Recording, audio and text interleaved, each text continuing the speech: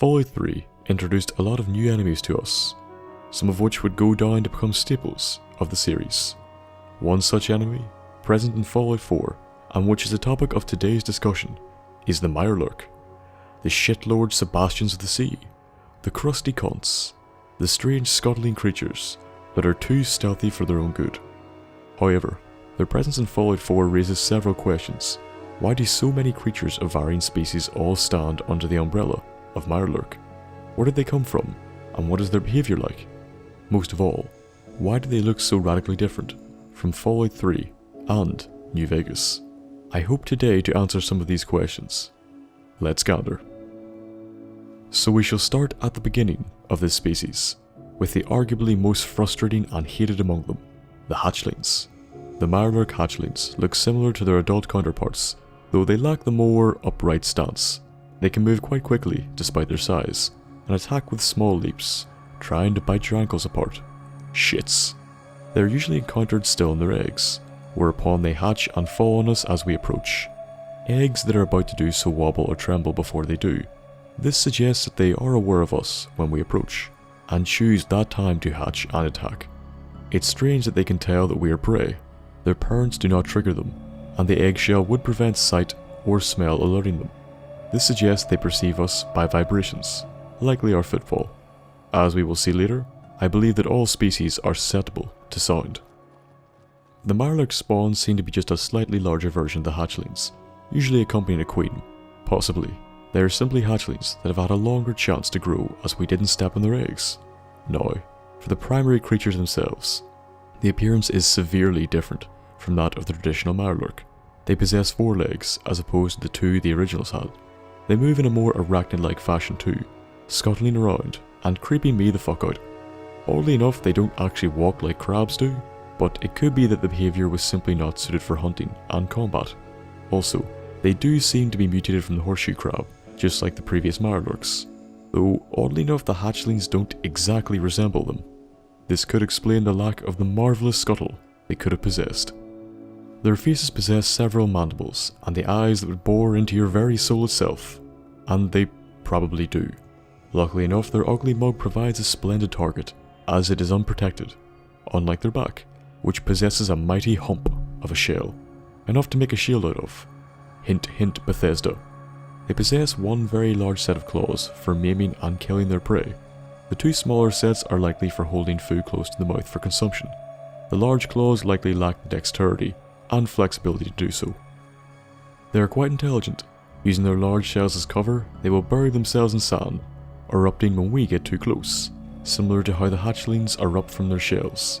Since, once again, sight and smell are likely impaired, they must use vibrations to achieve this, though in my opinion they erupt too early sometimes. But sure, we've all had that problem at one point or another, eh? When attacking, they will also lower their shell and charge towards us, protecting their extremely vulnerable face in the process. They come in a variety of variations, but barring the nukalurk, none are really that interesting to talk about, and are simply leveled variations. Some have slightly altered appearances, but that's about it. Now, onto the hunters. For the observant among you, you will notice that they differ immensely from the Mirelurks. Like a lot. They seem to come from lobsters or a similar crustacean, as opposed to the horseshoe crab. The concept art for the game would also suggest that this is the case. So essentially, they are the shitlord Sebastians. They stroll about on 8 legs, making them about as mobile as a Mirelurk. They also have a big tail. Just wanted to say that. Spikes line their back and eventually lead to a head. The head says a lot. Their eyes are large and have multiple sections, placed high on the head and to the sides. This would afford them a very large field of vision. Better than the Mirelurks, anyway. The rooster-looking thing looks like a nose, but definitely isn't. In fact, I have no idea what it is. Their antennae stick out just below the eyes, and are likely what function both as a sense of smell and to detect slight changes in their environment. The mouth is a shit show. In fact, it vaguely resembles an anus, or perhaps the mouth of a HQ-10. They are in the habit of spitting out an acidic substance from this hole. They can do so with frightening and, in my opinion, sometimes broken levels of accuracy. I'm sure you'll all agree with me on this matter. Their claws are larger than that of Mirelurks, and they possess 1 set less of small claws than them. This, along with the thicker armour and the ability to spit acid, supports their name. If the Mirelurks generally just lounge around the nest, then this lot seems to go out and actually do the hunting, explaining their expanded abilities. Now, onto the royalty. First off, the kings. Now in Fallout 3 we received information from the Enclave that suggested the kings had mutated from snapping turtles. I am not so sure about that this time around. If anything, they look like frogs. What they definitely resemble this time around for sure, possibly more so than ever before, are the deep ones. These were a species that featured heavily in The Shadow over Innsmouth, a work by H.P. Lovecraft. Not the first similarity we have seen with his works in Fallout 4, if you remember Pickman's Gallery and similar areas. They stand hunched over slightly on two legs, though when approaching and attacking they generally go down onto all fours. Their hands end in claws, and their fingers are webbed, facilitating swimming, most likely. They are covered in scales all over their body, with fins following down their spine as well as their arms. These too likely facilitate swimming. The head is a nice big target, with the jaw full of razor-sharp teeth, perfect for planting a boot into. It looks like their neck is lined with gills of a sort, though they can operate on land as well as water. In fact, it's usually on land where they are found, which suggests that whatever they came from was also a more land-dwelling creature, or at least somewhere in between the two. Thus, I believe they are amphibious in nature, and as such came from frogs. Think about the sounds they make. I lack the vocabulary to describe them, besides very throaty, more so than what we have seen in the past. There is also the case of their throat expanding as they take in air to unleash their concussive sound attack. An attack I am sure we all hate very much. So fucking much. This attack has a great amount of range, and its presence and their rank in the hierarchy plays into what I felt about sound in relation to the species as a whole.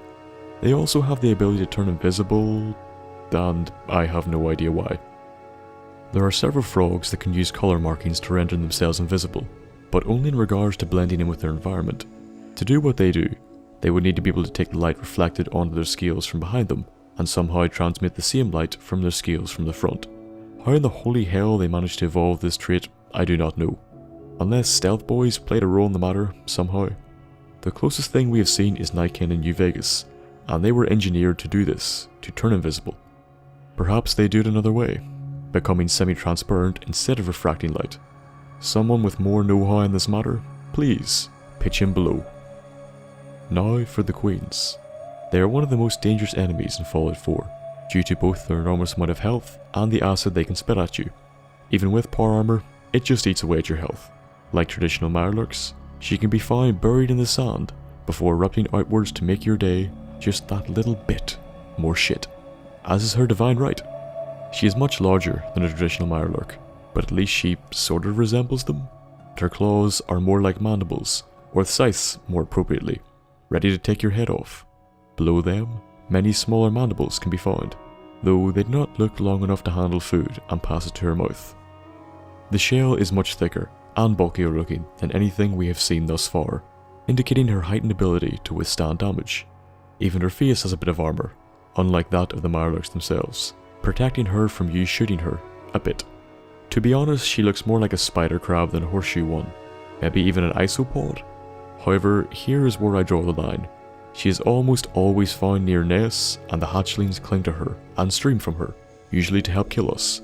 I am therefore operating under the assumption that she does lay the eggs that they come from.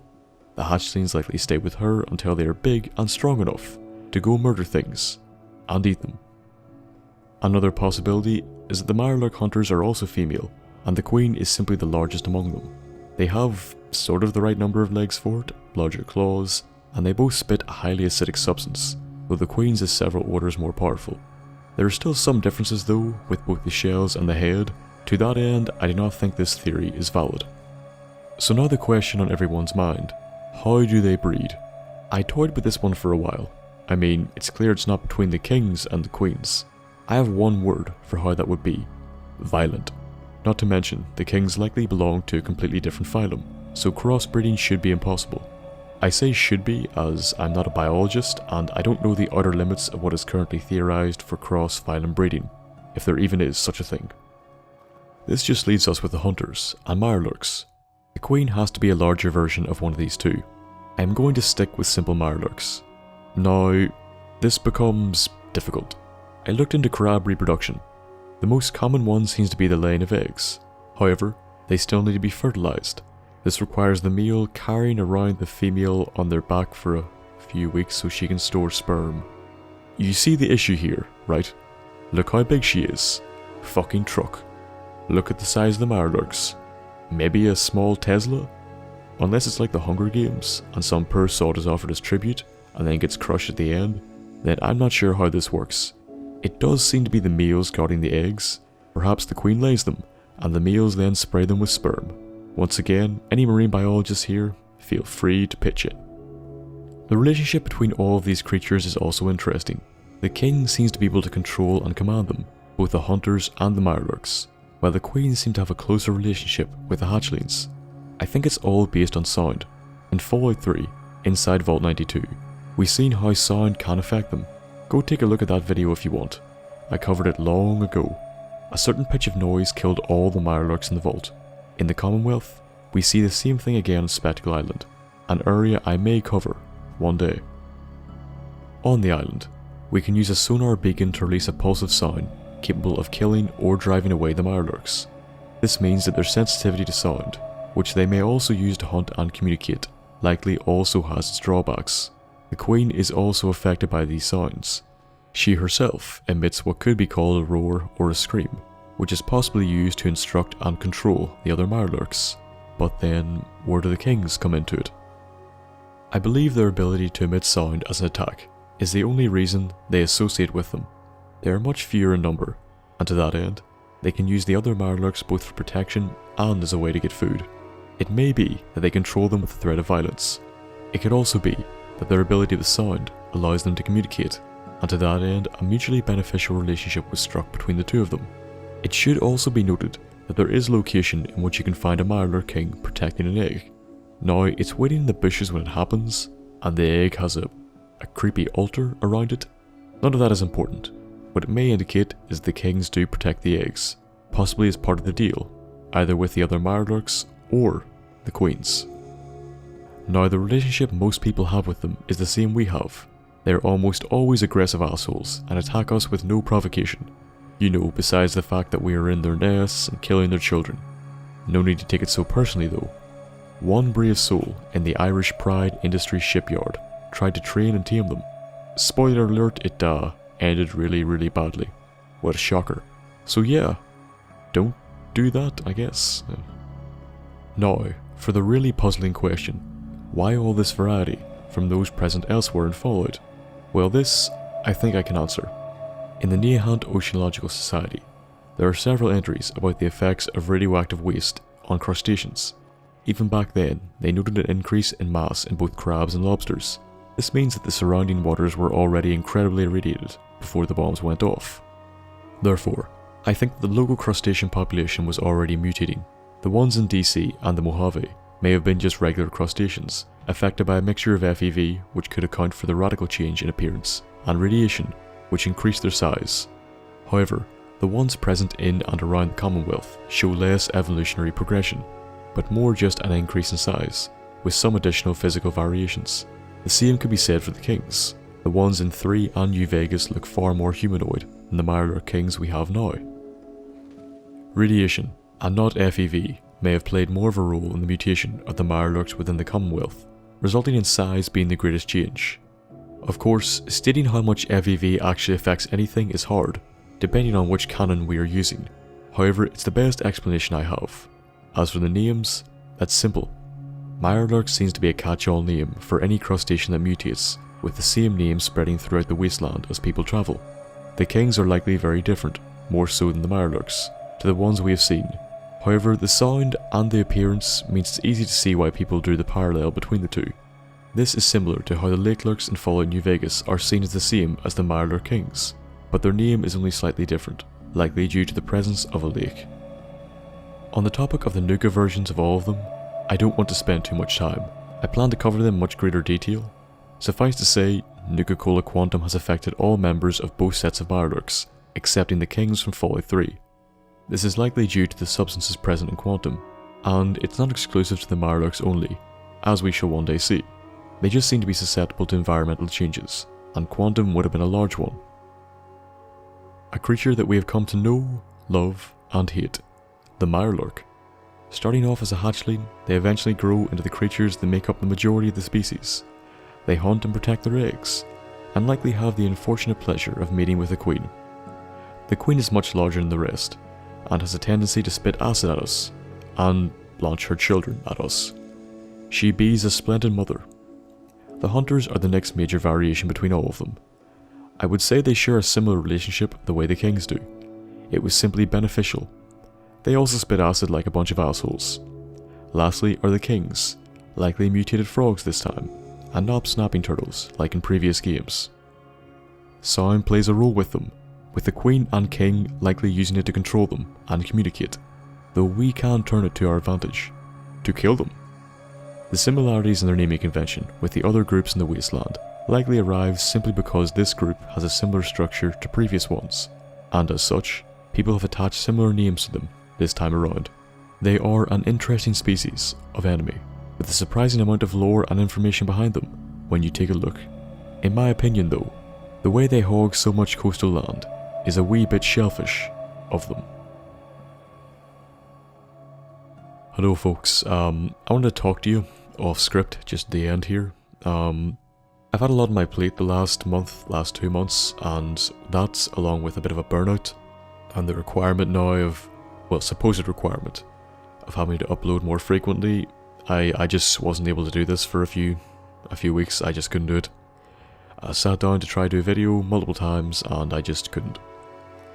So I'm going to go back to my every 2 weeks structure because it suits me. Yeah, I can fit it in around my job. It's not too stressful, and honestly the quality will be a lot better this time around, as it was back before when I was just doing theories, legends and lore. I'll still do legends of, but hopefully it'll be of better areas. Just wanted to say that and apologise for my behaviour the past month, and I hope you're all having a happy new year so far, and with any luck going forward, the rest of it will be happy as well. Thanks.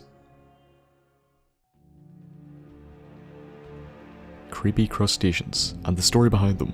I hope you liked this look at all of it. If you did like it, give the video a like, and if you want regular updates, subscribe. Any suggestions for lore or future videos should be left in the comments below. Better yet, go onto my subreddit, so we can discuss them in more detail. It's linked in the description. If you wish to, you can support me on Patreon.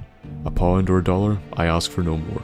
Any rewards you would like to see there that I don't have, message me, and I will take a look. Follow me on Twitter or Facebook to get regular updates, or have a wee chat. Any business you wish to discuss, email me at thenthapple.business@gmail.com, and I will get back to you as soon as possible. I hope you enjoyed the episode, and I hope to see you in the next one. And until then, goodbye.